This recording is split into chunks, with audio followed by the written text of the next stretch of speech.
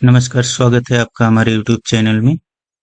इस चैनल पे हम लोग भारतीय अर्थव्यवस्था के बारे में विस्तृत अध्ययन करेंगे।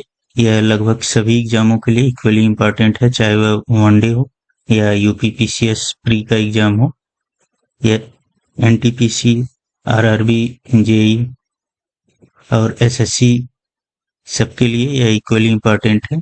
चलिए वीडियो को स्टार्ट करते हैं। इसमें लगभग जो भी पॉइंट हैं वह सभी किसी न किसी एग्जामों में पूछे गए हैं, तो इसलिए कोई भी पॉइंट इसमें स्किप नहीं करना है आप लोगों को। सबसे पहले हम लोग देखते हैं आधुनिक अर्थशास्त्र के जनक कौन है, तो एडम स्मिथ को माना जाता है आधुनिक अर्थशास्त्र का जनक। और इनकी पुस्तक कौन सी है, तो द वेल्थ ऑफ नेशंस। ये काफी एग्जामों में पूछा गया है। भारत में प्रति व्यक्ति आय का अनुमान किसने लगाया था सबसे पहले, तो दादा भाई नौरोजी को माना जाता है कि वह 1857 से 68 के बीच में इसका अनुमान लगाया था। वह भी कितना लगाया था उन्होंने, तो प्रति व्यक्ति जो आय है वह 20 रुपए उन्होंने लगाया था। ठीक है। दादा भाई नौरोजी की प्रसिद्ध पुस्तक कौन सी है, तो उसका नाम है poverty and un British rule in India. ठीक है। इसमें उन्होंने क्या दिया था, तो धन निष्कासन का सिद्धांत भी दिया था इसमें। ठीक है। और इसमें उन्होंने अनिष्टों के अनिष्ट की संज्ञा इसको बोला था, धन निष्कासन के सिद्धांत को। स्वतंत्रता के समय भारत की कुल अर्थव्यवस्था कितनी थी, तो कुल जीडीपी जो है 4931 करोड़ रुपए थी। ठीक है। और प्रति व्यक्ति आय वार्षिक रूप में कितना था, तो 274 रुपया वार्षिक था प्रति व्यक्ति आय। ठीक है। अंग्रेजी अर्थव्यवस्था के बारे में जॉन सुलवीन ने क्या कहा है, तो उन्होंने कहा था कि गंगा के किनारे मिलने वाली अच्छी वस्तु ले लेती है कौन सी, अंग्रेजी अर्थव्यवस्था, और फिर टेम्स के किनारे उसे निचोड़ देती है। इसका मतलब यह है कि उन्होंने यह बोला था कि अंग्रेज जो हैं भारत से, मतलब जो गंगा के किनारे जो भी चीजें हैं, इसका मतलब है भारत से चीजें लेकर के, या टेम्स नदी इंग्लैंड में है तो वहां पे क्या करते हैं, वह वहां पे ले जा करके रख देते हैं या निचोड़ देते हैं। ठीक है। अब हम लोग अर्थव्यवस्था का वर्गीकरण देखेंगे विभिन्न आधारों पर, जैसे आकार के आधार पर। ठीक है। उसके बाद से एक एक करके इसके बारे में पढ़ेंगे। ठीक है। तो आकार के आधार पर क्या होता है, तो इसको डिस्क्राइब किया जा सकता है माइक्रो इकोनॉमिक्स और मैक्रो इकोनॉमिक्स। ठीक है। दो तरह से, माइक्रो मतलब सूक्ष्म या छोटा होता है, इसको अर्थव्यवस्था के टर्म में व्यष्टि बोलते हैं, और मैक्रो मतलब बड़ा होता है, इसको अर्थव्यवस्था के टर्म में क्या बोलते हैं, समष्टि। ठीक है। तो हिंदी में व्यष्टि का मतलब माइक्रो और मैक्रो किसका मतलब होगा, समष्टि। ठीक है। तो माइक्रो का मतलब क्या होता है, किसी छोटी इकाई, कोई कंपनी, समूह या संस्था हो, उससे संबंधित जो भी अर्थव्यवस्था होगी, जो भी उसका क्रियाकलाप होगा, वह क्या कहा जाएगा, माइक्रो इकोनॉमी। यह किसी कंपनी का या छोटे समूह का या किसी छोटे से गांव का या छोटे से शहर का, इन सब का अगर टोटल जो भी धन से संबंधित या वित्तीय लेन देन होगी, वह क्या बोला जाएगा, वह माइक्रो इकोनॉमिक्स के अंतर्गत आएगा। ठीक है।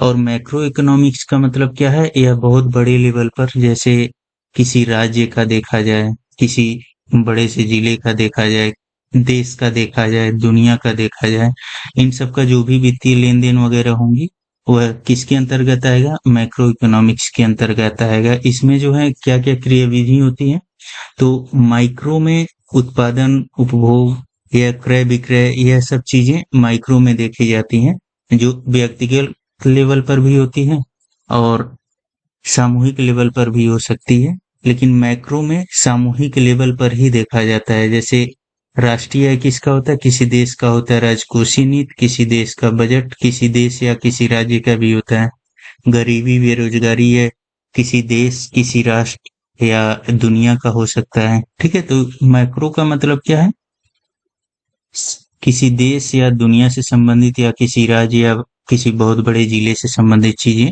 मैक्रो के अंतर्गत आएंगी। ठीक है। इसके अंतर्गत क्रियाकलाप क्या क्या होंगी, राष्ट्रीय आय, राजकोषीय नीति, बजट, यह सब जो है मैक्रो इकोनॉमिक्स के अंतर्गत आता है। ठीक है। अब उसके बाद हम लोग देखेंगे आर्थिक गतिविधियों के आधार पर। तो आर्थिक गतिविधियों के आधार पर सबसे पहला क्या है, प्राथमिक क्षेत्र। तो प्राथमिक क्षेत्र क्या होता है, तो प्राकृतिक संसाधनों पर आधारित जो भी क्षेत्र होता है उसको हम लोग प्राथमिक क्षेत्र बोलते हैं।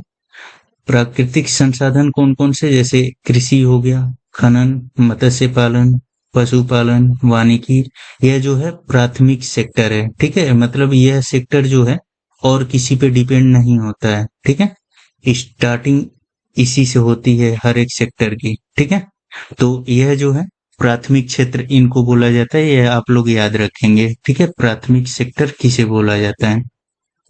अब उसके बाद से ये देखेंगे हम लोग कि खनन में जो काम करने वाले होते हैं उनके जॉब को क्या बोलते हैं, तो उनके जॉब को बोलते हैं ब्लैक कॉलर जॉब।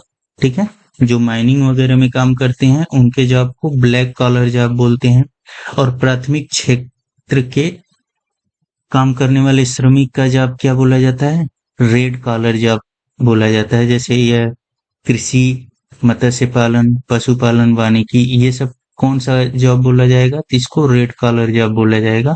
और अगर यही जॉब माइनिंग में की जाती है तो इसको ब्लैक कॉलर जॉब बोलते हैं। ठीक है, अब उसके बाद से द्वितीय क्षेत्र क्या होता है। ठीक, यह जरूर याद रखेंगे आप लोग कि किसको कौन सा जॉब बोला जाता है। द्वितीय क्षेत्र क्या है, तो यह वह क्षेत्र है जहां पर प्राकृतिक संसाधनों का उपयोग करके नए संसाधन का निर्माण होता है। ठीक है, इसका मतलब यह है कि यह जो द्वितीय क्षेत्र है वह किस पे डिपेंड करता है, वह प्राथमिक क्षेत्र पर ही निर्भर होता है। क्योंकि जो भी निर्माण कार्य होगा वह किसके हेल्प से होगा, तो यह प्राथमिक सेक्टर में जो भी चीजें निकलेंगी उन्हीं से निर्माण होगा। ठीक है, अब इसके अंतर्गत क्या आता है, तो औद्योगिक क्षेत्र, विनिर्माण, निर्माण उद्योग, ये सब किसके अंतर्गत आते हैं, द्वितीय क्षेत्र के अंतर्गत आते हैं। और यह द्वितीय क्षेत्र किन देशों का मजबूत होगा या विकसित होगा, जहां पर अवसंरचना जो है अच्छी हो, जैसे सड़क का निर्माण हो, लाइट अच्छी हो, यातायात व्यवस्था अच्छा हो, तो वहां पर क्या होगा, यह द्वितीय क्षेत्र मजबूत होगा।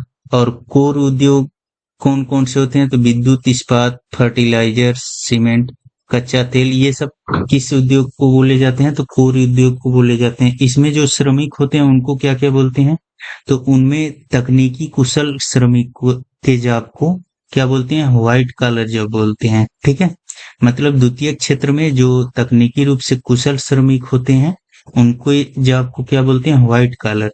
और जो अकुशल श्रमिक होते हैं उनके जॉब को क्या बोलते हैं, ब्लू कॉलर बोलते हैं। ठीक है, तो यह याद रखेंगे आप लोग कि द्वितीय क्षेत्र में जो कुशल श्रमिक होंगे उनको व्हाइट कॉलर, और जो अकुशल श्रमिक होंगे उसको क्या, ब्लू कॉलर जॉब बोलते हैं उनके जॉब को। ठीक है, अब तृतीय क्षेत्र क्या होता है, तो एक तरह से बोला जा सकता है कि तृतीय क्षेत्र भी प्राथमिक पर डिपेंड करता है, लेकिन ये दोनों के बीच की कड़ी होती है, किसके, प्राथमिक और सेकेंडरी, मतलब द्वितीय क्षेत्र के बीच की कड़ी होती है। ठीक है, इसमें क्या होता है, सेवा क्षेत्र, जहां मानवीय सेवा दी जाती है वह क्या होता है, तृतीय क्षेत्र होता है। जैसे ट्रांसपोर्ट, मतलब यातायात, होटल, व्यापार, चिकित्सा, लोक प्रशासन, यह किसके अंतर्गत आएगा, तृतीय क्षेत्र के अंतर्गत आएगा। ठीक है, अब उसके बाद से देखते हैं हम लोग चतुर्थक क्षेत्र क्या है, तो यह तृतीय क्षेत्र का ही उन्नत रूप है। ठीक है, इसके अंतर्गत क्या क्या आएगा, सूचना प्रौद्योगिकी पर आधारित चीजें आएंगी, क्योंकि पहले तृतीय क्षेत्र था उसके बाद से सूचना प्रौद्योगिकी आ गई। ठीक है, तो इसलिए उसको अगला सेक्टर डिवाइड कर दिया गया उसमें से। तो अब जो है तृतीय की देन जो है चतुर्थक क्षेत्र है, एक तरह से माना जा सकता है, जबकि द्वितीयक और तृतीयक किसकी देन है, तो प्राथमिक क्षेत्र की देन है। ठीक है, तो यहाँ पे क्या क्या होता है चतुर्थक क्षेत्र के अंतर्गत, तो ऑनलाइन टीचिंग जो है चतुर्थ क्षेत्रक होती है, डाटा संग्रह, तकनीकी कौशल और सॉफ्टवेयर डेवलपर जो भी होते हैं वह किसके अंतर्गत आते हैं, चतुर्थक क्षेत्र के अंतर्गत आते हैं। पंचम क्षेत्र के अंतर्गत क्या होता है, तो उच्च किस्म की सेवाएं, जैसे यह चतुर्थ क्षेत्र की हो गई, अब इससे जो है आगे की चीजें जो भी होंगी वह पंचम क्षेत्र के अंतर्गत आएंगी, जिसको उच्च किस्म की सेवाएं बोलते हैं, जैसे नीति निर्माण। ठीक है, फिर वैज्ञानिक का जो जॉब होता है, जो अधिकारी होते हैं, यह सब किसके अंतर्गत आते हैं, पंचम क्षेत्र के अंतर्गत आते हैं। यह जॉब जो है क्या बोला जाता है, एक पंचम क्षेत्र के अंतर्गत जो भी जॉब करते हैं उनके जॉब को क्या बोला जाता है, तो गोल्ड कॉलर जॉब बोलते हैं। ठीक है, तो यह याद रखेंगे आप लोग कि blue collar job, black collar job, red collar job, white collar job और गोल्ड कॉलर जॉब। ठीक है, ये 5 टाइप के कुछ जॉब हैं, इनको याद रखेंगे आप लोग कि किसको क्या बोलेंगे। ठीक है, नेक्स्ट हम लोग देखते हैं अगला जो है, सरकार या राष्ट्र के हस्तक्षेप के आधार पर अर्थव्यवस्था का वर्गीकरण कैसे किया जाएगा। तो पहला है पूंजीवादी या इसी को अनियंत्रित बाजार या खुली अर्थव्यवस्था बोलते हैं। ठीक है, तो यह क्या होता है, तो यह अर्थव्यवस्था लाभ पर आधारित होती है और इसमें जो कीमतें होती है वह बाजार के अनुसार वेरी करती हैं। ऐसी अर्थव्यवस्था जिस पर सरकार का नियंत्रण बहुत कम होती है, इसको संचालित करने की व्यवस्था बाजार के अनुसार होती है। ठीक है, तो पूंजीवादी कौन से देश हैं, तो जैसे यूएसए है, कनाडा है, यूके है, यह सब क्या है, पूंजीवादी देश हैं। यहाँ पे जो भी अर्थव्यवस्था होती है वह सरकार के नियंत्रण में बहुत कम होती है। ठीक है, तो ऐसे देशों को क्या बोलते हैं, पूंजीवादी देश बोलते हैं। समाजवादी देश क्या होता है, सेकंड टाइप का जो है, इसको निगमित या योजनागत या बंद अर्थव्यवस्था भी बोलते हैं। यहाँ सभी निर्णय सरकार लेती है। ठीक है, तो ऐसी व्यवस्था को क्या बोलते हैं, समाजवादी अर्थव्यवस्था बोलते हैं। यहाँ पे सभी निर्णय जो है सरकार लेती है और जो भी क्रियाकलाप होते हैं वह सरकार के ही अंदर में होते हैं और यह माना जाता है कि वहाँ की सभी चीजों पर जनता का अधिकार है। ठीक है, जो सरकार की देखरेख में होता है। ठीक है, जैसे उत्तर कोरिया, चीन थोड़ा बहुत है, टोटली नहीं है चीन। ठीक है, फिर उसके बाद से क्यूबा है। ठीक है, उत्तर कोरिया तो टोटली समाजवादी की तरह से माना जा सकता है। ठीक है, समाजवादी में एक बहुत बड़ा ड्रॉबैक यह है कि वहां पे तानाशाही हो सकती है। ठीक है, मिश्रित अर्थव्यवस्था क्या होता है, तो यहाँ दोनों प्रकार के अर्थव्यवस्था का मिश्रण होता है। जैसे भारत जो है वह मिश्रित अर्थव्यवस्था के अंतर्गत आता है। वो भी किस टाइप का, तो भारत में 1950 से 1991 तक समाजवादी मिश्रित अर्थव्यवस्था थी। ठीक है, जहां पे सरकार का कुछ चीजों पर हस्तक्षेप था और 1951 से एलपीजी की घटना के बाद वर्तमान में पूंजीवादी मिश्रित अर्थव्यवस्था हो गई। मतलब कुछ चीजों में सरकार जो है अपना हाथ खींच लिया और मार्केट को ओपन कर दिया। ठीक है, तो यह बोला जाएगा कि 1950 से 1951 तक क्या समाजवादी मिश्रित अर्थव्यवस्था थी भारत। 1951 के बाद क्या बन गई, पूंजीवादी मिश्रित अर्थव्यवस्था बन गई। ठीक है, अब उसके बाद नेक्स्ट हम लोग देखते हैं विकास के आधार पर अर्थव्यवस्था। तो पहला है विकसित अर्थव्यवस्था। ठीक है, तो विकसित अर्थव्यवस्था क्या होती है, तो जहां पर औद्योगिकरण पहले हो चुका हो और जीडीपी में क्या हो, द्वितीयक तथा तृतीयक क्षेत्र का हिस्सेदारी ज्यादा हो। ठीक है, और प्राथमिक क्षेत्र का हिस्सेदारी बहुत कम हो, तो ऐसे देश को क्या बोलते हैं हम लोग, विकसित देश बोलते हैं। जैसे यूएसए हो गया, ऑस्ट्रेलिया हो गया, यूके हो गया, कनाडा हो गया, ये सब क्या है, ये सब विकसित अर्थव्यवस्था है। यहाँ पर प्राथमिक क्षेत्र की हिस्सेदारी बहुत कम है और द्वितीयक और तृतीयक क्षेत्र, चतुर्थ और पंचम क्षेत्र, इन सब की हिस्सेदारी क्या है, बहुत ज्यादा है। ठीक है, नेक्स्ट जो है विकासशील अर्थव्यवस्था क्या होती है, तो ऐसा अर्थव्यवस्था जहां पर प्राथमिक क्षेत्र सिकुड़ रहा हो, द्वितीयक तथा तृतीयक क्षेत्र की हिस्सेदारी जीडीपी में बढ़ रही हो। ठीक है, तो ऐसी अर्थव्यवस्था को क्या बोलते हैं, विकासशील अर्थव्यवस्था बोलते हैं। भारत क्या है, एक विकासशील अर्थव्यवस्था है। यहाँ पे प्राथमिक क्षेत्र लगातार सिकुड़ रहा है और द्वितीयक और तृतीयक क्षेत्र की हिस्सेदारी क्या हो रही है, बढ़ रही है। ठीक है, तो यह आप लोग याद रखेंगे। फिर उसके बाद से ऐसी अर्थव्यवस्था को भी क्या बोलते हैं, उभरती हुई अर्थव्यवस्था भी बोलते हैं, विकासशील देश, विकासशील अर्थव्यवस्था को। और अल्प विकसित क्या होता है, यहाँ पर प्राथमिक क्षेत्र की जीडीपी में हिस्सेदारी ज्यादा होती है। जैसे अफ्रीकन देश जो है वह, बहुत से देश जो हैं अफ्रीका में, जैसे युगांडा हो गया, ठीक है, जैसे कीनिया हो गया, ये सब क्या है, ये सब जो है सीरिया हो गया, ये सब अल्प विकसित देश हैं। यहाँ पर प्राथमिक क्षेत्र की हिस्सेदारी ज्यादा होगी और द्वितीय तृतीय क्षेत्र की हिस्सेदारी बहुत कम होगी। ठीक है, नेक्स्ट है विश्व के देशों से संबंधों के आधार पर देखेंगे हम लोग। तो विश्व के देशों से संबंधों के आधार पर अर्थव्यवस्था किस टाइप की होती है? तो एक बंद अर्थव्यवस्था होती है, दूसरा क्या खुली अर्थव्यवस्था होती है। तो बंद अर्थव्यवस्था क्या होता है?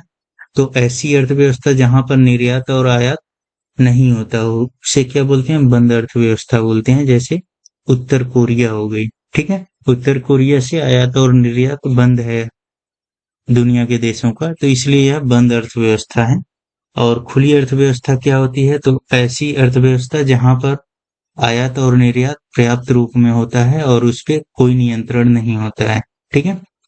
जैसे अमेरिका है, उसको क्या बोलते हैं? खुली अर्थव्यवस्था बोलते हैं, ठीक है।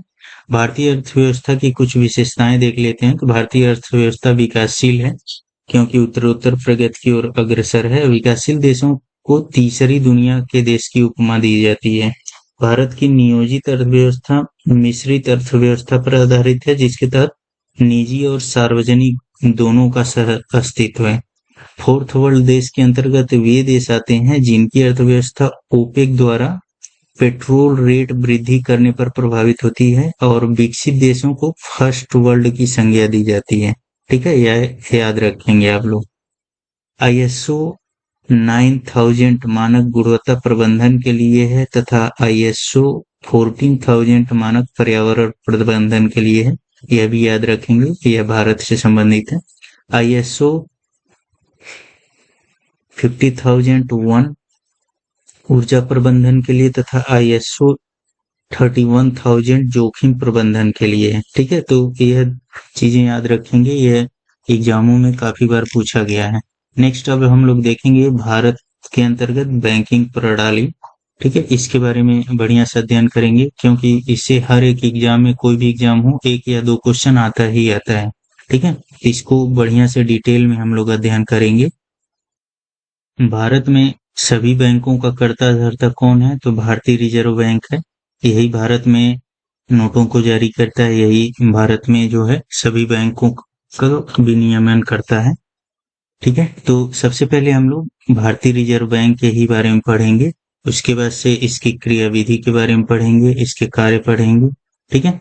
फिर उसके बाद से अन्य जो इम्पोर्टेंट पॉइंट हैं एग्जामों में पूछे जाते हैं वह भी पढ़ेंगे, ठीक है। चलिए इसको देखते हैं। तो भारतीय रिजर्व बैंक भारत का क्या है? केंद्रीय बैंक है जो मौद्रिक नीति के निर्माण और क्रियान्वयन को सम्मिलित करते हुए समस्त बैंकिंग कार्यकलापों के नियंत्रण और नियमन तथा निरीक्षण करता है। भारत में केंद्रीय बैंक की स्थापना की सिफारिश सर्वप्रथम किसने की थी?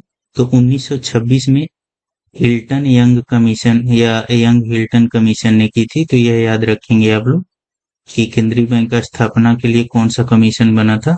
तो यंग हिल्टन या हिल्टन यंग कमीशन बना था। इसके बाद 1931 में केंद्रीय बैंक की जांच समिति बनी थी, ठीक है। तो इन्हीं दोनों समितियों के सिफारिश के आधार पर 1934 में भारतीय रिजर्व बैंक अधिनियम 1934 के तहत क्या किया गया?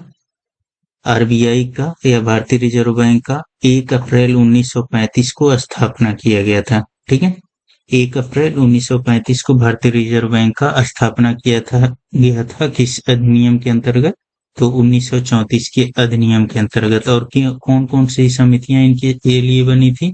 तो 1926 में यंग हिल्टन समिति, और दूसरी कौन सी? 1931 में केंद्रीय बैंकिंग जांच समिति, ठीक है। तो यह याद रखेंगे आप लोग। कौन से अधिनियम के अंतर्गत? तो 1934 के अधिनियम के अंतर्गत। कब स्थापना हुआ था? तो 1 अप्रैल 1935 को। यह सभी काफी इंपॉर्टेंट पॉइंट है, अक्सर एग्जामों में पूछे जाते हैं, ठीक है। अब भारतीय रिजर्व बैंक प्रारंभ में कैसे बना था? तो शेयरधारकों के बैंक के रूप में निजी क्षेत्र के अंतर्गत बना था, ठीक है। इसके लिए कोई सरकार नहीं जिम्मेदार थी, ठीक है। और इसका राष्ट्रीयकरण कब हुआ? तो 1949 में किया गया था।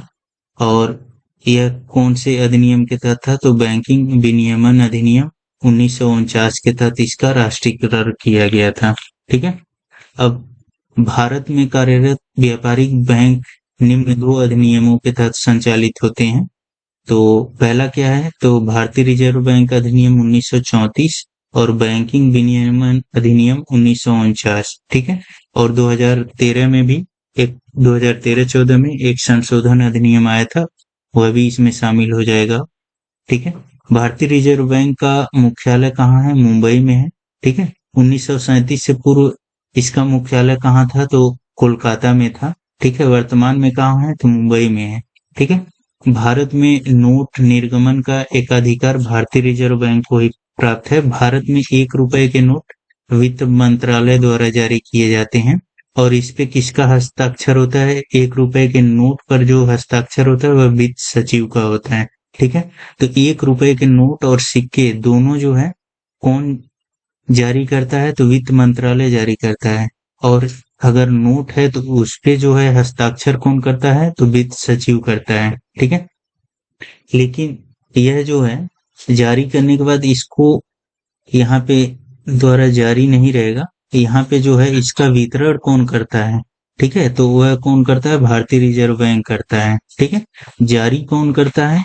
तो वित्त मंत्रालय जारी करता है और उसका वितरण वगैरह प्रसार वगैरह कौन करता है? तो भारतीय रिजर्व बैंक करता है। ठीक है। वर्तमान में जो है 1 रुपए से ऊपर के नोटों पर भारतीय रिजर्व बैंक के गवर्नर के हस्ताक्षर होते हैं।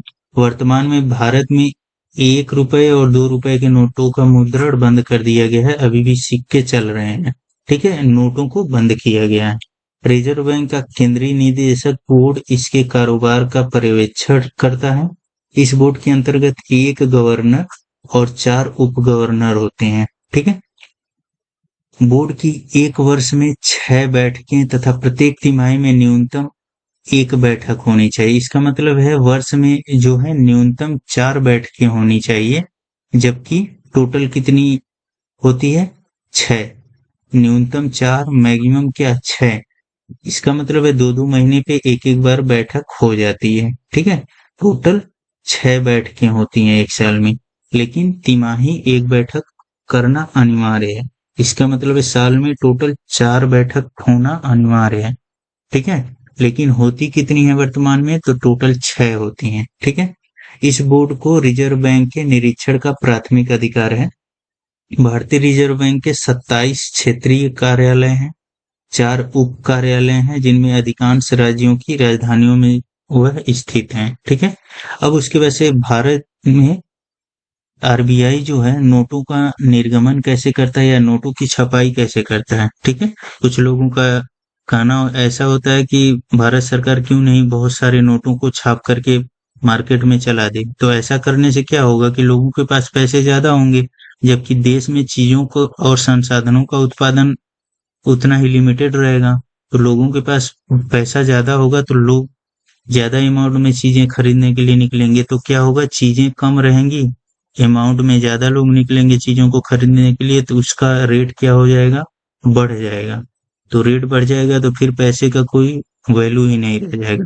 जैसे अभी 5 रुपए में जो चीजें मिलती हैं, जितनी चीजें मिलती हैं, अगर पैसा लोगों के पास ज्यादा हो गया तो ज्यादा लोग 5 रुपया लेकर के पहुंचेंगे, जबकि सामान उतने ही हैं, वो तो उत्पादित होने नहीं है उससे ज्यादा। तो क्या होगा? जो विक्रेता होगा वह उसका रेट बढ़ा देगा। तो अब जो है 10 रुपए मिलने लगेंगे। ठीक है। तो इस तरह से अगर ज्यादा नोटों का छपाई कर दिया जाएगा तो उससे क्या होगा? चीजों की रेट बढ़ जाएगी, मतलब महंगाई बढ़ जाएगी। तो उससे भी कोई ग्रोथ नहीं होगा। ठीक है। देश की इकोनॉमी पर बहुत बुरा प्रभाव इसका पड़ता है। तो इसीलिए भारत में जो नोटों की छपाई होती है वह किस प्रणाली के अंतर्गत होती है? तो न्यूनतम कोष प्रणाली के अंतर्गत भारत में आरबीआई जो है नोटों की छपाई करता है। यह एग्जामों में पूछा जाता है कि भारत में नोटों की छपाई किस प्रणाली के अंतर्गत आरबीआई करता है। ठीक है। तो इसके बारे में देखते हैं हम लोग। तो वर्तमान में भारत में नोट निर्गमन है तो न्यूनतम कोष प्रणाली प्रचलन में है। इस प्रणाली के तहत जारी किए जाने वाले नोटों के पीछे भारतीय रिजर्व बैंक को कुल 200 करोड़ का रिजर्व कोष अपने पास रखना होता है, जिसमें 115 करोड़ का स्वर्ण तथा 85 करोड़ की विदेशी मुद्रा शामिल है। ठीक है।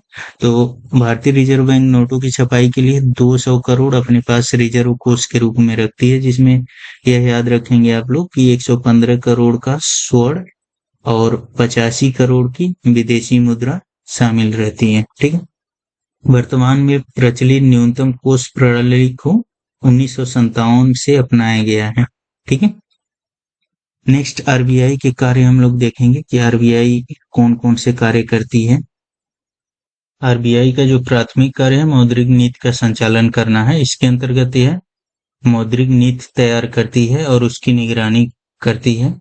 ठीक है, यह ध्यान देती है कि उचित विकास हो सके और मूल्य की स्थिरता बनी रहे, मुद्रास्फीति को नियंत्रण में रखने तथा साथ ही नकदी पर्याप्त व्यवस्था सुनिश्चित करने के लिए आरबीआई जो है क्या बनाती है, मौद्रिक नीति बनाती है। मौद्रिक नीति के अंतर्गत जो है कुछ टूल्स हैं जिसका इस्तेमाल करके आरबीआई यह नियंत्रित करती है कि महंगाई जो है ज्यादा न बढ़े, ठीक है, और मंदी भी न आए, ठीक है, मार्केट में बहुत ज्यादा पैसे का ओवरफ्लो भी न हो, ठीक है, और बहुत कम भी न हो जिससे कि मंदी आ जाए, ठीक है।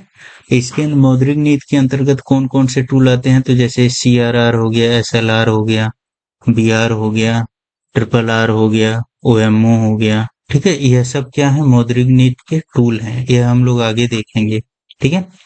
नेक्स्ट क्या है, साख नियंत्रण, ठीक है। साख नियंत्रण मतलब क्या, वह मांग और पूर्ति के मध्य संतुलन स्थापित करती है, ठीक है, कि मुद्रा जो है जो भी उसकी वैल्यू है वह गिरे न और वह बढ़े भी न बहुत ज्यादा, ठीक है।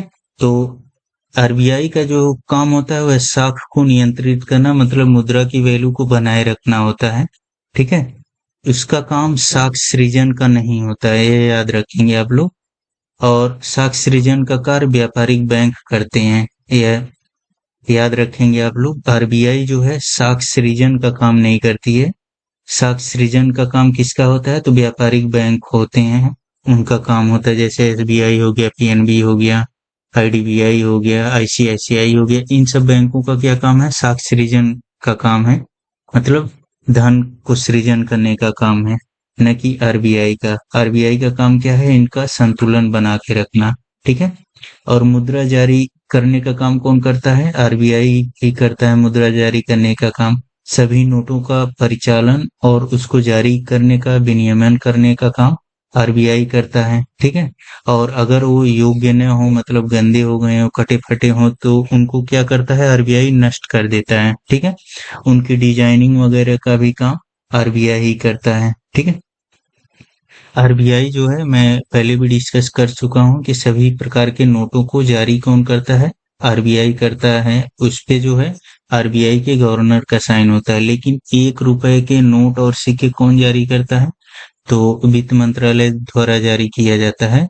और 1 रुपए के नोट पर किसका साइन होता है, तो वित्त सचिव का साइन होता है, ठीक है। वर्तमान में 1 और 2 रुपए के नोट को बंद कर दिया गया है, जबकि सिक्के अभी भी जारी होते हैं, ठीक है। नेक्स्ट, आरबीआई का जो अगला काम क्या है, तो बैंकों के बैंक के रूप में है इसका काम।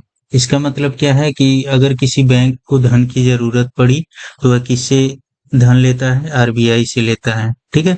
और अगर किसी बैंक के पास धन ज्यादा हो गया, लोन लेने वाले कम लोग रह गए, तो वह अपने पास धन न रख करके आरबीआई के पास जमा कर देता है, ठीक है। तो एक तरह से आरबीआई जो है बैंकों के बैंक के रूप में कार्य करता है, ठीक है।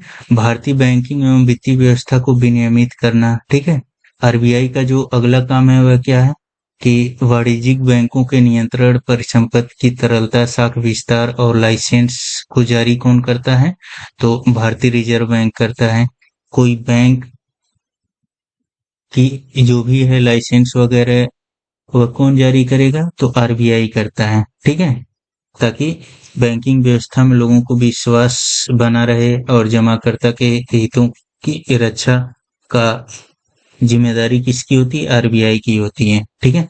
नेक्स्ट, सरकार के बैंकर, एजेंट एवं सलाहकार के रूप में कौन काम करता है, तो आरबीआई ही करता है, ठीक है। सरकार सरकार के अंतर्गत कौन कौन आते हैं, तो भारत सरकार या राज्य सरकार के खातों को प्रबंधित करने के साथ साथ उनके व्यापारिक बैंक की भूमिका निभाता है, ठीक है। इसके द्वारा सरकारी प्रतिभूतियों को बाजार के विकास और व्यवस्थित कार्य संचालन को बढ़ावा दिया जाता है तथा यह केंद्र और राज्य सरकार को बेहतर नकदी प्रबंधन की सलाह भी देता है, ठीक है। तो अगर सरकार को धन की जरूरत होती है तो वह क्या करती है, सरकारी प्रतिभूतियां मार्केट में वितरित करती है ऐसा जो है राज्य सरकार भी करती हैं और केंद्र सरकार भी करती है। और किसके माध्यम से करती है? तो यह आरबीआई के माध्यम से करती है। तो लोग जो है ब्याज पाने के लिए क्या करते हैं? वह सरकारी प्रतिभूतियां खरीदते हैं, ठीक है, और उस पे सरकार जो है ब्याज देती है। नेक्स्ट हम लोग देखते हैं,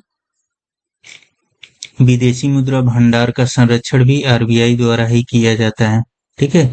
तो इसके लिए जो है विदेशी मुद्रा प्रबंधन अधिनियम 1999 के अंतर्गत समस्त विदेशी मुद्राओं के भंडारण एवं संरक्षण और प्रबंधन का कार्य कौन करता है? आरबीआई ही करता है, ठीक है। विदेशी विनिमय दर का नियमन भी कौन करता है? आरबीआई ही करता है, ठीक है, कि भारत की मुद्रा विदेशी मुद्रा के कंपेयर में कितनी है, यह सब निर्धारण और नियमन कौन करता है? तो यह आरबीआई के द्वारा ही किया जाता है। विकासात्मक भूमिका के रूप में भी आरबीआई कार्य करता है। जैसे कई क्षेत्रों में विकास के लिए उसने क्या किया है? अलग अलग शाखाएं बनाई हैं। जैसे औद्योगिक क्षेत्र में विकास के लिए क्या बनाया है? तो औद्योगिक विकास बैंक बनाया है, ठीक है।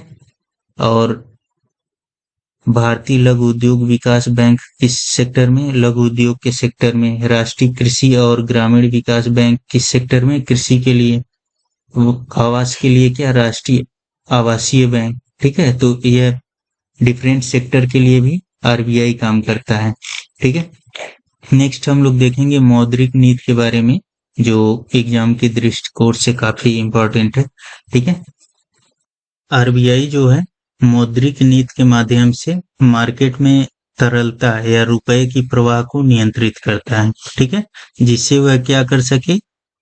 महंगाई या मंदी को कंट्रोल कर सके, ठीक है।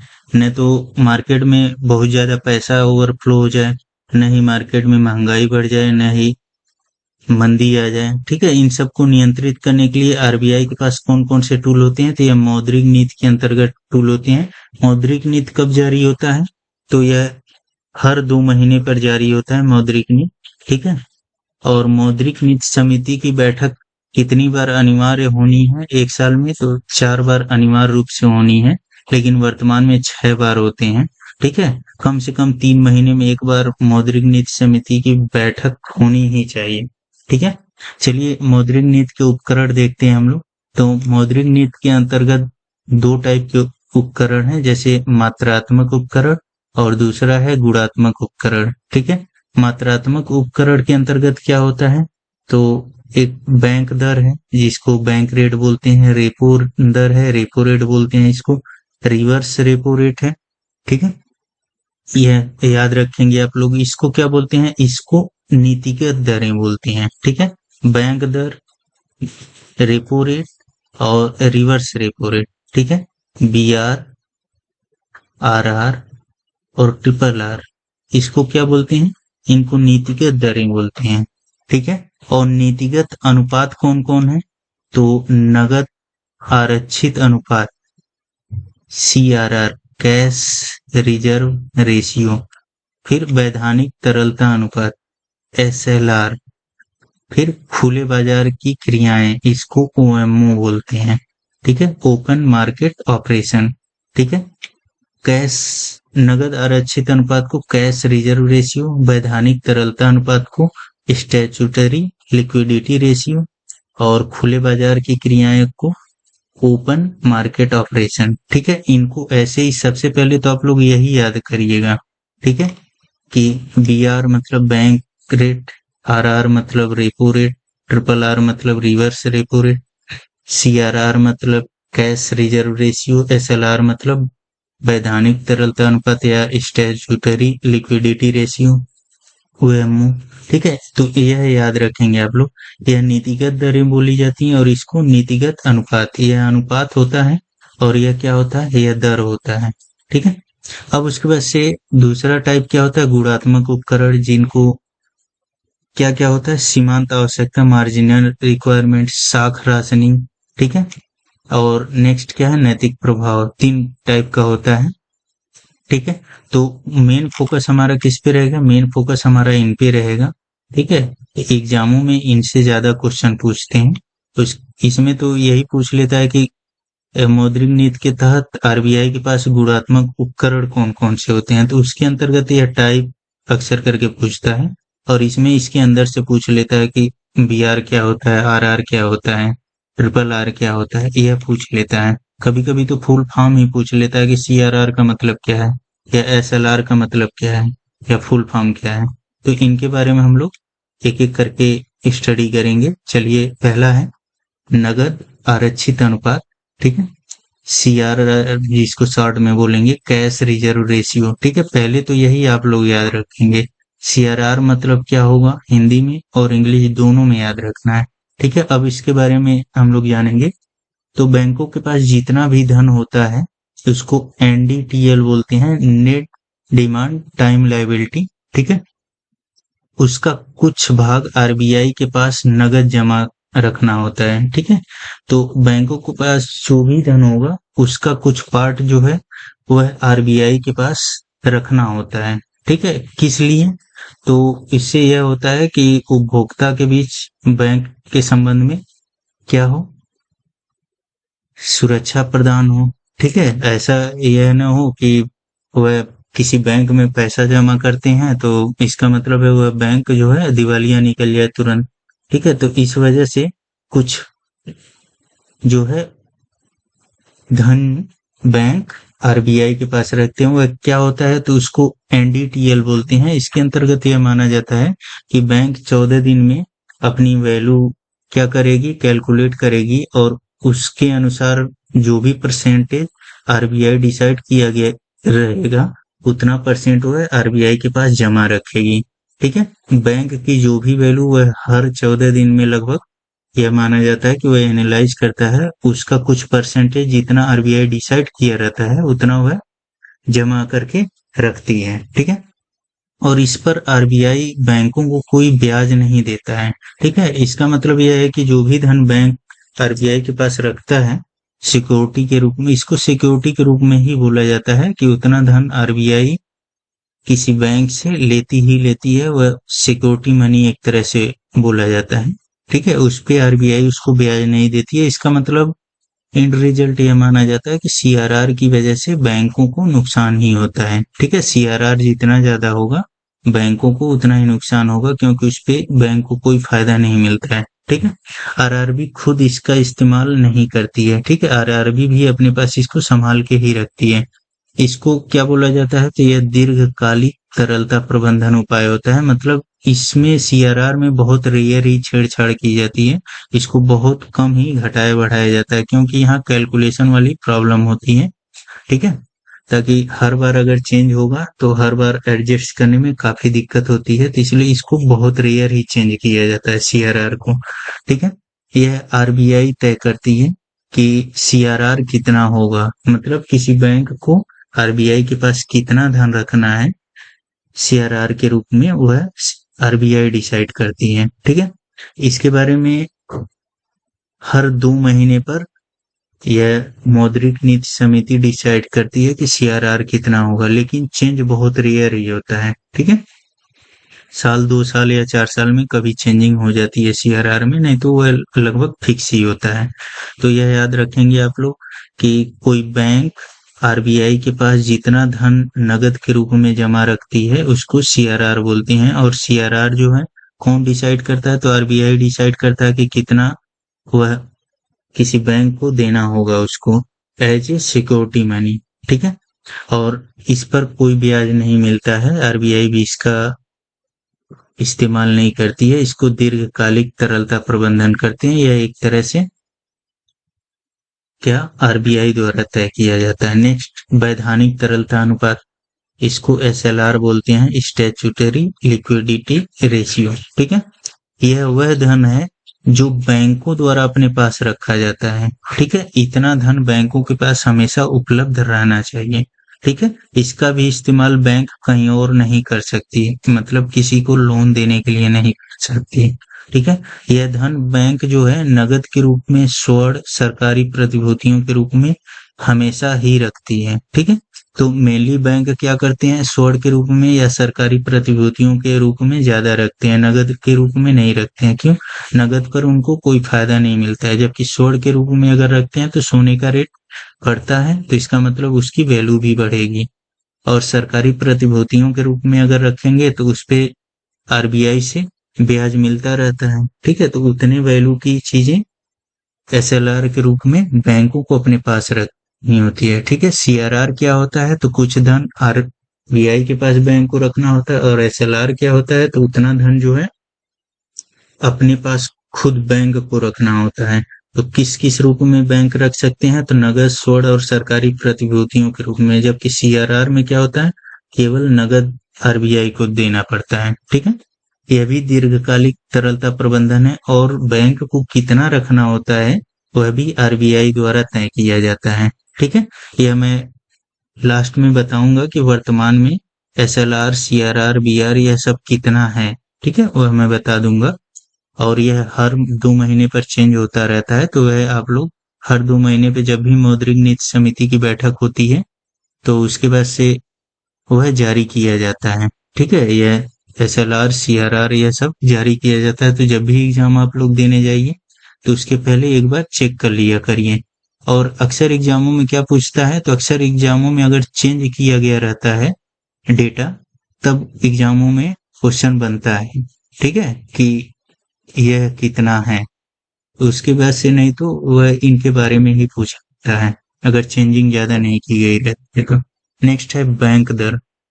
बैंक दर क्या है, तो जिस ब्याज दर पर कोई बैंक आरबीआई से दीर्घकालिक, ठीक है, यह याद रखेंगे आप लोग, दीर्घकालिक ऋण लेता है उसे बैंक दर कहते हैं, ठीक है। याद रखेंगे आप लोग, जिस ब्याज दर पर कोई बैंक आरबीआई से, ठीक है, बैंक जो है आरबीआई से अगर धन लेते हैं तो उसे क्या बोलते हैं, बैंक दर बोलते हैं। जबकि वह क्या होना चाहिए, दीर्घकालिक होना चाहिए, ठीक है।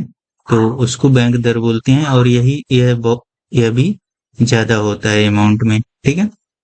यह आरबीआई डिसाइड करती है कि कितना होना चाहिए, ठीक है। अब उसके बाद से यह देख लेते हैं हम लोग कि यह क्यों किया जाता है। तो इसके लिए कोई प्रतिभूतियां नहीं दी जाती हैं या नहीं देनी पड़ती हैं, ठीक है। यह सबसे पहले सबके बारे में पढ़ लेते हैं, उसके बाद देखेंगे हम लोग कि इससे क्या क्या इफेक्ट पड़ेगा। जैसे रेपो रेट नेक्स्ट हो गया। तो रेपो रेट क्या होता है, तो जिस ब्याज दर पर आरबीआई बैंकों को अल्पकालिक ऋण देता है, ठीक है, तो उसे क्या बोलते हैं, रेपो रेट बोलते हैं। यह भी एक तरह से ब्याज दर ही होता है।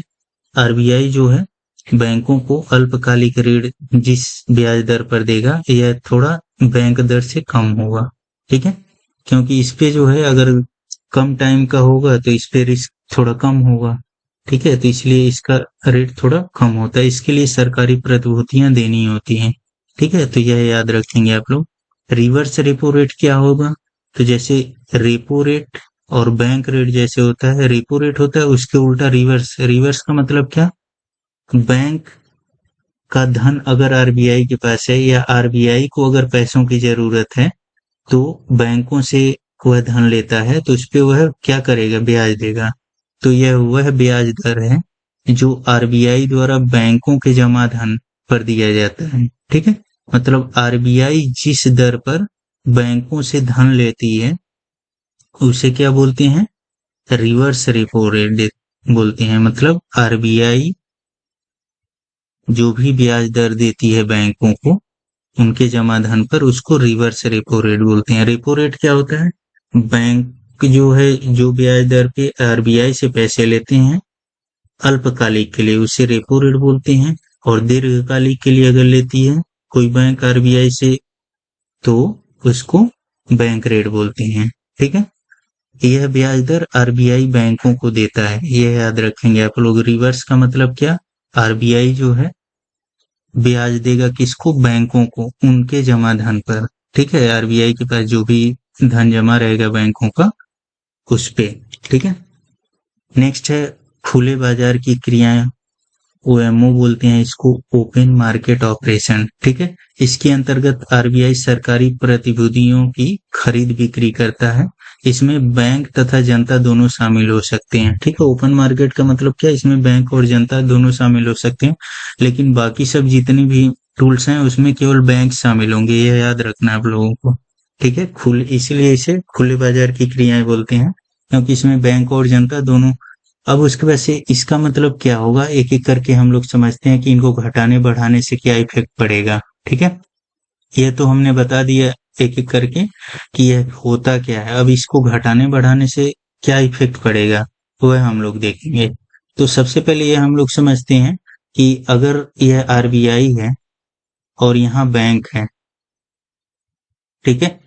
तो अगर एक चीज याद रखेंगे आप लोग, मान लीजिए यह ब्याज यहाँ सीआरआर है, ठीक है, कैश रिजर्व रेशियो है। तो यह देखते हैं हम लोग, मान लीजिए कैश रिजर्व रेशियो 4% है, एक तरह से हमने मान लिया 4% है।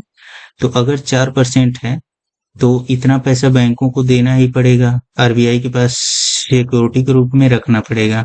अगर आरबीआई क्या किया, इसको 5% कर दिया, तो बैंकों के पास क्या होगा, धन की थोड़ा कमी हो जाएगी, क्योंकि बैंक जो है 5% आरबीआई के पास रख दिए, तो बैंकों के पास पैसा कम रहेगा। तो बैंक क्या करेंगी, लोगों को देने के लिए पैसा उसके पास कम रहेगा, मतलब लोन वह कम देगी।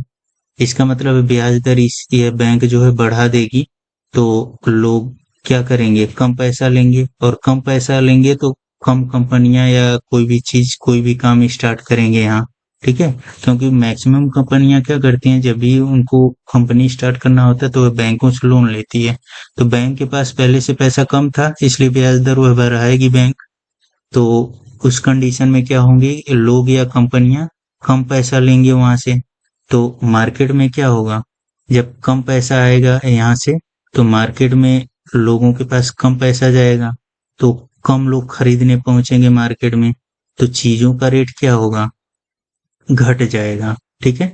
तो महंगाई इससे कंट्रोल होगी। कैसे, अगर आरबीआई सीआरआर बढ़ाती है तो इससे क्या होगा, महंगाई घट जाएगा। क्यों, क्योंकि इससे बैंकों के पास कम पैसा पहुंचेगा, बैंक से लोन लेने कम लोग पहुंचेंगे, क्योंकि बैंकों के पास पैसा कम है तो वह ब्याज दर बढ़ाएंगी। इस कंडीशन में लोगों को ज्यादा खर्च करना पड़ेगा लोन लेने के लिए, ठीक है। अगर लोन नहीं मिल रहा है तो इस कंडीशन में लोग काम धंधे या कोई फैक्ट्री इंडस्ट्री उतना नहीं बैठाएंगे, तो यहाँ पे जो है जॉब कम मिलेगा, तो लोगों के पास पैसा इससे कम पहुंचेगा, तो लोग कम मार्केट में खरीदारी करेंगे। खरीदारी अगर कम करेंगे तो चीजों का रेट क्या होगा, घट जाएगा।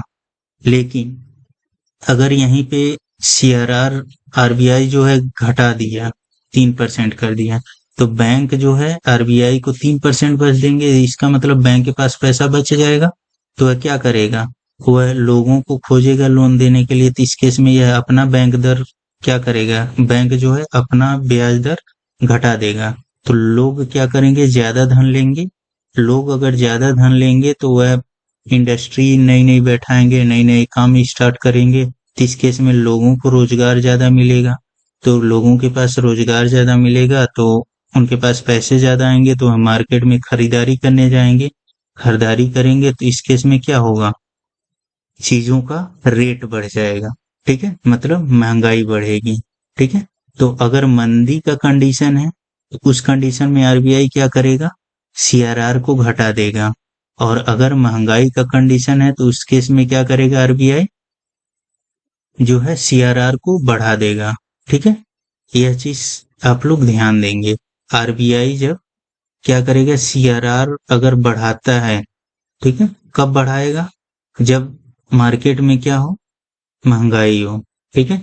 और घटाएगा कब, जब मंदी हो, ठीक है। तो यह याद रखेंगे आप लोग कि एग्जाम में पूछता है, अगर सीआरआर को बढ़ा दिया जाए तो मार्केट पर क्या इफेक्ट पड़ेगा, क्या प्रभाव पड़ेगा। तो अगर सीआरआर बढ़ाया जाएगा तो क्या होगा, महंगाई घटेगी, ठीक है, यह याद रखेंगे आप लोग।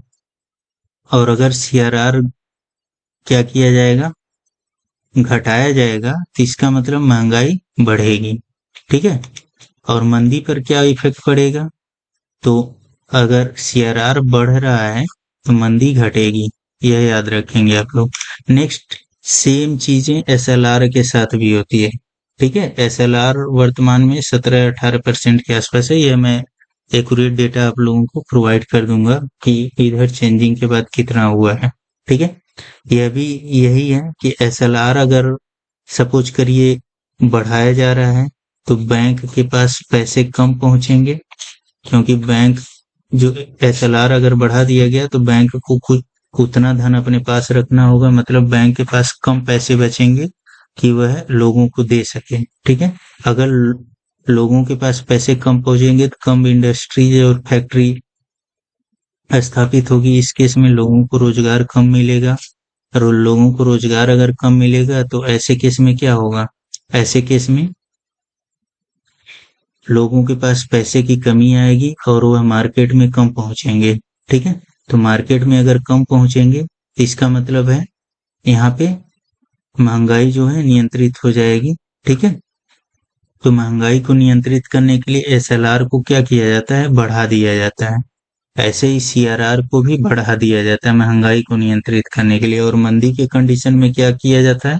एसएलआर और सीआरआर को घटा दिया जाता है। ठीक है, बैंक दर क्या है? तो बैंक दर भी ऐसे ही है कि आरबीआई अगर बैंक दर बढ़ाएगी, ठीक है, मतलब ब्याज दर अपना बढ़ा देगी, तो जो बैंक होंगे वह अगर इनको जरूरत है पैसे की बैंक को तो वह इसे लोन लेने जाएंगे। अगर यह अपना ब्याज दर बढ़ा दे रही है तो ऐसे कंडीशन में बैंक कम लोन लेंगे, मतलब बैंक के पास पैसे की अवेलेबिलिटी कम हो जाएगी, बैंक के पास कम पैसे रहेंगे। ठीक है, क्योंकि ये आरबीआई से लेने नहीं जाएगी। ठीक है, तो ऐसे कंडीशन में जब बैंक के पास कम पैसे रहेंगे तो यह लोगों को कम पैसे देगी।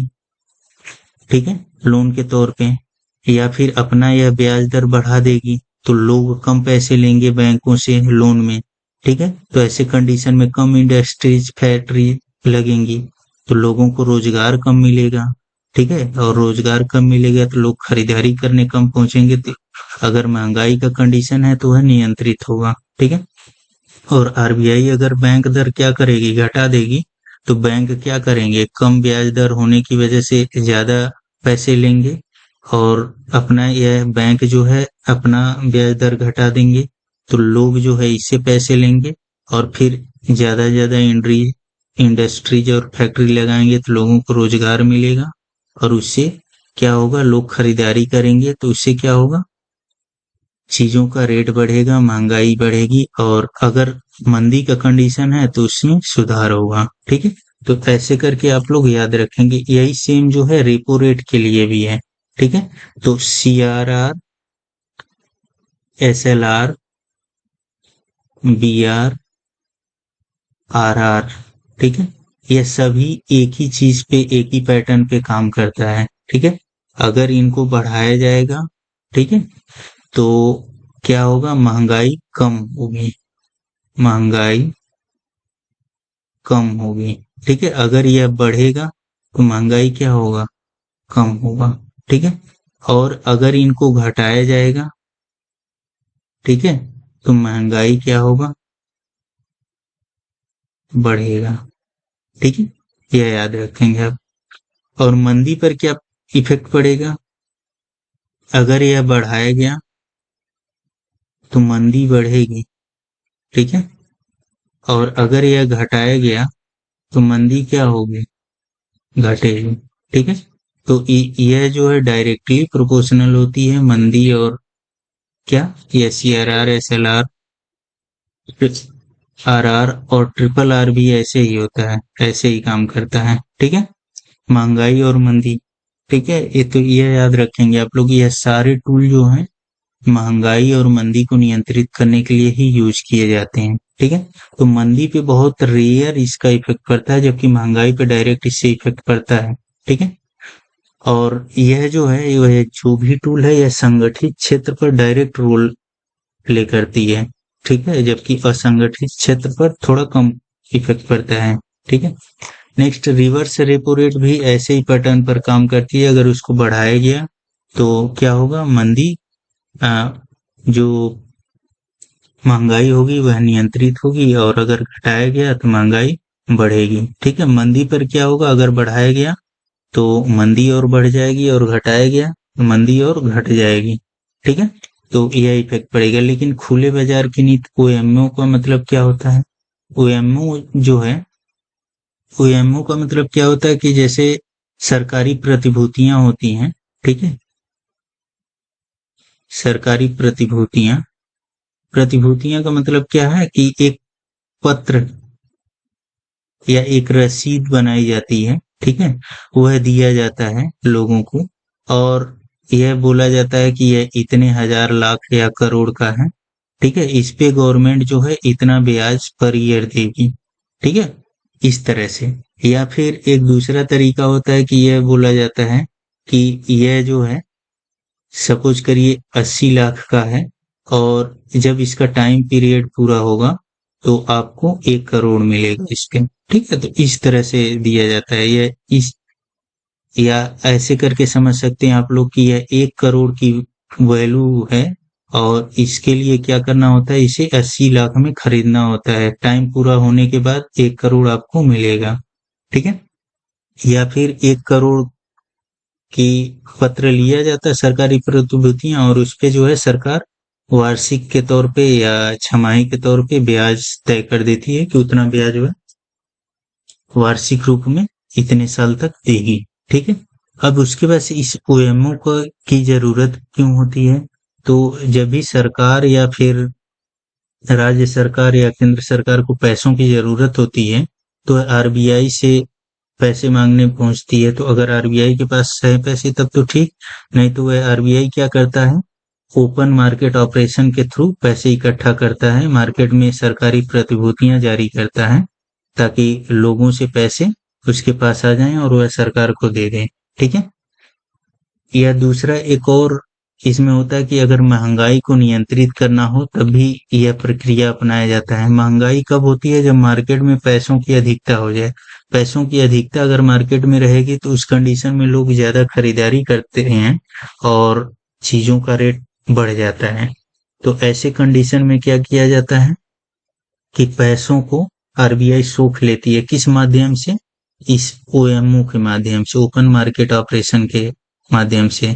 क्या करेगी वह? अधिक ब्याज दर पे सरकारी प्रतिभूतियां जारी कर देगी, जिससे बैंक वगैरह जो है जाकर के क्या करेंगे, सरकारी प्रतिभूतियां खरीद लेंगे। तो पैसे जो है किसके पास चले जाएंगे? आरबीआई के पास चले जाएंगे, और लोगों के पास या बैंकों के पास क्या आ जाएगा, यह सरकारी प्रतिभूतियां आएंगी। तो यह जो पैसे आरबीआई के पास गए रहेंगे बैंकों के माध्यम से, तो वह लोगों के ही पैसे रहेंगे। ठीक है, मतलब नोट या करेंसी जो भी हो। ठीक है, तो ऐसे कंडीशन में नोट या करेंसी मार्केट में घट जाएगा, तो लोग खरीदारी करने कम पहुंचेंगे। दूसरा तरीका, दूसरा चीज यह भी समझा जा सकता है कि अगर बैंकों के पास पैसे हैं और आरबीआई जो है ज्यादा रेट पे यह सरकारी प्रतिभूतियां ज्यादा रेट पर डिस्ट्रीब्यूट कर रही है, तो बैंक लोगों को देने, लोन देने की अपेक्षा क्या करेंगी, सरकारी प्रतिभूतियां खरीदेंगी। क्यों? क्योंकि वह एसएलआर में भी यूज हो सकता है। ठीक है, तो इस कंडीशन में क्या होता है कि लोगों को लोन कम देंगी बैंकें, तो ऐसे केस में लोगों के पास पैसे कम पहुंचेंगे, तो भी महंगाई नियंत्रित होगी। तो ओपन मार्केट ऑपरेशन के थ्रू भी क्या महंगाई को नियंत्रित किया जा सकता है। ठीक है, तो यह कुछ इंपॉर्टेंट टूल हैं जिसकी हेल्प से आरबीआई क्या करती है, महंगाई को नियंत्रित करती है। ठीक है, वर्तमान में हम लोग देखते हैं कि यह कितना है। ठीक है, वर्तमान में 26/9/2024 का जो रेट है वह मैं प्रोवाइड कर रहा हूँ। ये ओएमओ जो है, यह आरबीआई डिसाइड करती है कि जो सरकारी प्रतिभूतियां वह किस रेट से देंगी। ठीक है, सीआरआर जो है 4.5% है, एसएलआर 18% है, BR bank rate 6.75%, RR repo rate जो है 6.5 है, ट्रिपल आर 3.35, एमएसएफ 6.75। एमएसएफ के बारे में मैं नहीं बताया हूँ। एमएसएफ का मतलब क्या है कि बैंक जो है 24 घंटे के अंदर जो भी धन आरबीआई से लेती है, ठीक है, उस पे यह इतना करके ब्याज देती है, ठीक है, ये देना होता है। तो यह एमएसएफ और यह बैंक रेट लगभग बराबर ही होते हैं, ठीक है, एमएसएफ और बैंक रेट बराबर होते हैं। सीआरआर का मतलब क्या होता है कि बैंकों को कुछ धन सिक्योरिटी के रूप में आरबीआई के पास रखना होता है। एसएलआर का मतलब क्या होता है कि बैंक जो है कुछ धन अपने पास एज ए सिक्योरिटी रखते हैं, तो उसको एसएलआर बोलते हैं। एसएलआर के रूप में बैंकें किस रूप में रख सकती हैं, तो नगद भी रख सकती हैं, सोने के रूप में और सरकारी प्रतिभूतियों के रूप में। तो फेवर किसको करती हैं, वह सोने और सरकारी प्रतिभूतियों को फेवर करती हैं, उन्हें रूप में रखना पसंद करती हैं, क्योंकि उस पे बैंकों को लाभ मिलता है। जबकि नगद अगर रखेंगी तो वह लाभ नहीं मिलेगा। यह कंडीशनल होता है कि इतना एसएलआर के बराबर बैंकों को अपने पास धन रखना ही होता है। और बैंकों को सीआरआर का मतलब क्या, उतना धन आरबीआई के पास रखना होता है। मतलब वर्तमान में टोटल कितना धन सिक्योर करके रखना पड़ता है, यह टोटल 22.5% धन जो है बैंकों को रखना होता है। इसमें तो कुछ परसेंटेज पे, इसमें एसएलआर वाले पर ब्याज तो कुछ पे मिलता है, जैसे सोने पे प्रॉफिट मिलती है समय के साथ, और अगर सरकारी प्रतिभूतियों के रूप में है तो उस पे ब्याज मिलता है, लेकिन यह सीआरआर पर कोई ब्याज नहीं मिलता है, ठीक है। बैंक रेट क्या है, तो बैंकों को अगर धन की आवश्यकता होती है तो वह किसके पास जाती है, आरबीआई के पास जाती है। आरबीआई से वह पैसे लेंगे, तो आरबीआई कितना ब्याज चार्ज करता है, तो वह 6.75 वर्तमान में ब्याज चार्ज करता है। इसी को बैंक रेट बोलते हैं, ठीक है।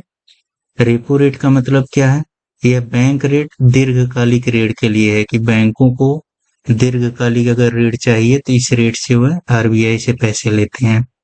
रेपो रेट का मतलब क्या है, अल्पकालिक अगर ऋण चाहिए बैंकों को आरबीआई से तो इतने दर पर अल्पकालिक ऋण प्राप्त करते हैं। यह बैंक रेट क्यों महंगा होता है, क्योंकि यह दीर्घकालिक होता है, तो इसलिए इस पे रिस्क ज्यादा होता है, ठीक है, क्योंकि ज्यादा दिनों की चीजों पर रिस्क ज्यादा होता है, जबकि अल्पकालिक चीजों पर रिस्क कम होता है, तो इसलिए इसका रेट क्या है, कम है।